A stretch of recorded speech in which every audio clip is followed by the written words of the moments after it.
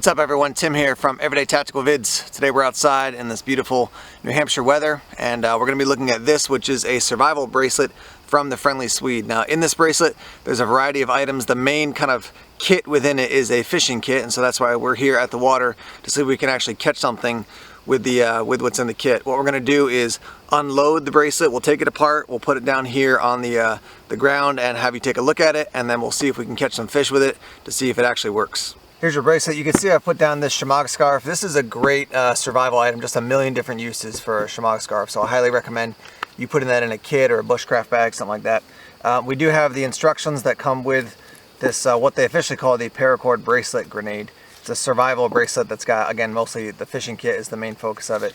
Bunch of instructions inside in different languages.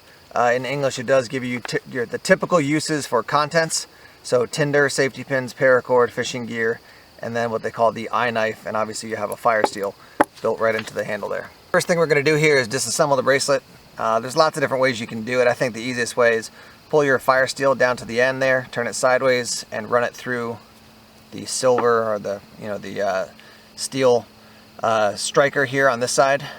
And then you've got these little ends here right next to the striker, and they're burned. You got to give them a little bit of English to get them through. Once you get them pulled through, the whole thing will start to unravel. So it didn't take a lot of work to get that little section started, but I just want to show you the unraveling process. Once you get those first two ends freed up, now you're just going to start unweaving the entire thing. So pull this end through, and you can see again, once you get it started, it's going to be relatively easy. It's not going to take a lot of effort. It is a little bit tedious just because you got to keep, slowly pulling it apart and flipping it over, but you can see how far I've already gone. So let me just take this all apart and we'll lay the contents out for you here. What I've done now is I've unrolled all the fishing line, and we're looking at about 35 feet. So where I am right here, from that stick, you can't see the line really, or you can barely see it here. But I've unrolled the line all the way back down to that right there, which is my bag that I brought in with me. So it's about 35 feet of line, and it is a little bit difficult to unroll. You want to go nice and slowly as you're untangling it so it doesn't get into to big knots. But we got about 35 feet of line, and now we'll take a look at the rest of the gear. So for the rest of the gear, we've got 12 feet of paracord, we've got some tinder if you want to start a fire, you got your ferro rod and your striker, and you could certainly use that for some sort of scraping if you had to do some very minor work, but you could certainly scrape with that. And then we've got 2 safety pins, we've got 2 swivels, 2 floats, 2 sinkers, and then over here, it's a little bit hard to see again because it's the actual line, but we have a large hook and then we have a small hook, and both of them have about 24 inches of line attached to them. What some people do is they take the line and they wrap it around like an old Poland Springs bottle or like a 20-ounce Mountain Dew bottle, something that size, and then they throw the line out and then reel it back in. I prefer to actually just have the pole like this and then put basically all my line on it. I've got the full length on it, and then I just figure out, how far do I need to wrap the top end back around so that it's not dragging on the ground behind me, but it's giving me enough length to swing it out and drop it into the water and then slowly retrieve it, sling it out, drop into the water and slowly retrieve it. So I'll show you what that looks like now. As far as my setup, what I did was I cut down a birch. It's about 8.5 feet tall. I tied the line to the end of that and then ran it down and tied on one of the swivels here. And then I ran one of the leaders. I basically made a loop, ran one of the leaders with a larger hook, and then I've got a portion, see if you can see that a little bit, got a portion of a grasshopper on there that I caught. So we'll fish now and see if we can make this kit work.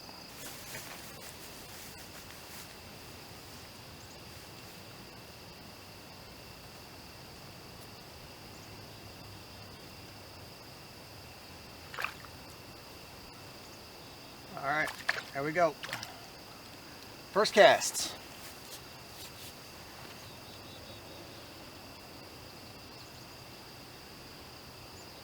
So here you have it, tiny little bluegill, but it did work. I did say first cast, it should have been second cast. My first cast out actually lost part of the grasshopper I had, so I had to put another piece of it on. But so my second cast, I caught this. I'm not gonna eat them now. I'm just gonna toss them back in because I already had breakfast. But we'll look at a little bit more of the kit and then we'll wrap things up. One of the other main things included in this kit that I would find really helpful in a survival situation is just a way to get a fire started. So we've got some tinder, we've got your fire steel and your striker. I've got a little bit of additional fuel for my fire. Let's see if we can get this started, see how well it works. So regardless of the fact that it looks like jute twine, you definitely want to fluff it up so that it can take a spark well.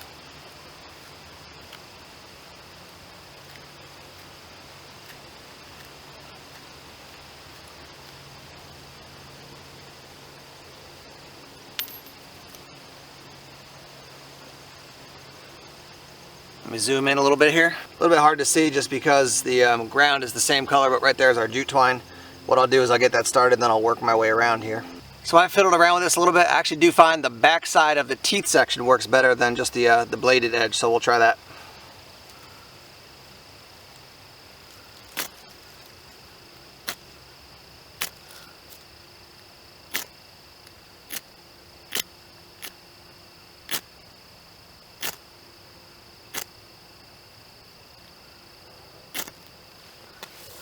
There's that.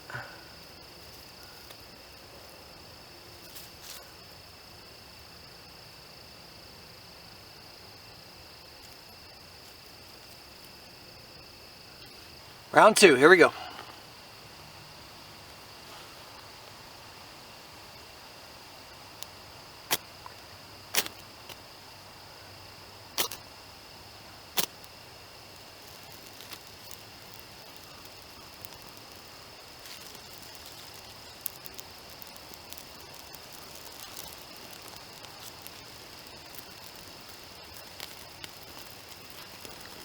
We have fire.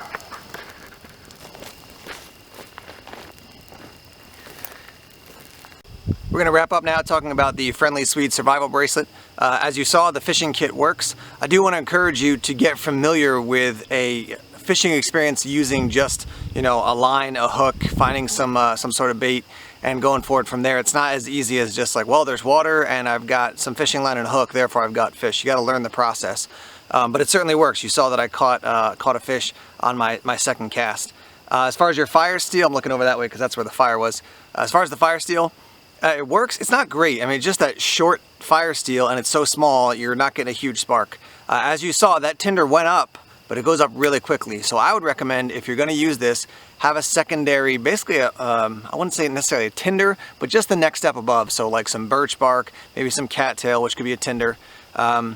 But something that's going to be able to extend that flame because it's not going to last very long. Those leaves I had that I tried to put on top of the tinder were very dry, but there wasn't enough flame for that duration of time, so I had to go get some cattail and do it again, and then add that birch bark in to get the fire going.